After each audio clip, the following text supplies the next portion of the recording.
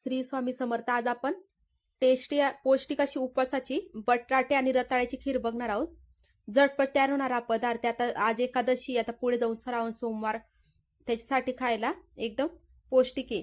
चला मग आपण रेसिपीला सुरुवात करूया. इथं मी 2 रताळे घेतले आणि बटाटा घेतला एक. आता त्यांना असं साल काढून बारीक किसे किसून घेणार आहे. आता बटाटा पण किसून घेते आणि याला आता काळं पडते म्हणून मी पाण्यात टाकून घेतलंय. 2-3 पाणी याला धुवून घेईल. आता इकडं मी 2 ते 3 चमचे तूप घेतलंय कढईत गरम करायला. आता त्यात आपण जो किसलेला आपण रताळ्या बटाट्याचा किस होता तो घालून घेणार आहे. पाणी छान काढून घेतलंय त्याचं. आणि याला आपण जोपर्यंत ट्रान्सपरंट होत नाही किंवा थोडं शिजत नाही तोपर्यंत याला आपण तुपात फ्राय करून घेणार आहे. म्हणजे आपल्या खीर मध्ये कच्चं लागणार नाही खाताना.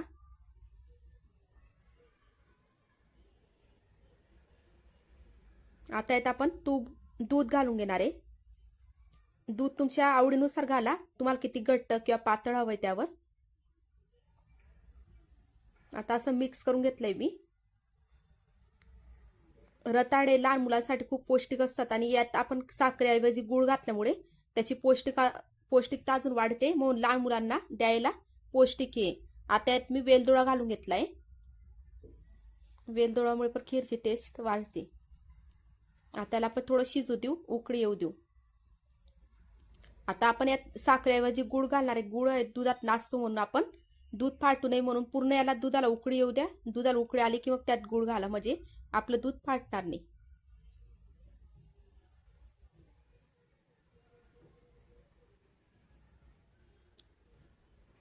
आता दुधाला आपली छान उकळी आली आहे.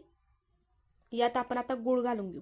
तुम्ही किसलेला गुळ घालू शकता, पण माझ्याकडे हा थोडा ओलसर गुळ होता पावसामुळे झालेला, त्याच्यामुळे तो घालून घेतला मी. थोडे खडे होते पण ते दुधामुळे वितळून जातात. आता अंदाजानुसार गुळ पण घाला, तुम्हाला किती गोड हवंय त्यावर. गुळामुळे कलर पण खूप छान येतो खीरला. आता गुळ्यात असं मी मिक्स करून घेतलाय छान. बघा आता गुळामुळे आपली खीरची कलर पण खूप छान झालाय आणि आपली आता खीर तयार आहे.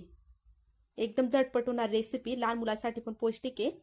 चला तर मग तुम्हाला ही रताळ्याची आणि बटाट्याची खीरची रेसिपी कशी वाटली, व्हिडिओ कसा वाटला ते कमेंट्स मध्ये नक्की सांगा. एकदा नक्की ट्राय करा आणि व्हिडिओ आवडला असेल तर लाईक करा, शेअर करा आणि चॅनलवर नवीन असाल तर सबस्क्राईब करायला विसरू नका. घंटीचा आयकॉन नक्की दाबा आणि ज्या माझ्या चॅनलवर अजून रेसिपी त्या पण नक्की तिथे जाऊन बघा. श्री स्वामी समर्थ.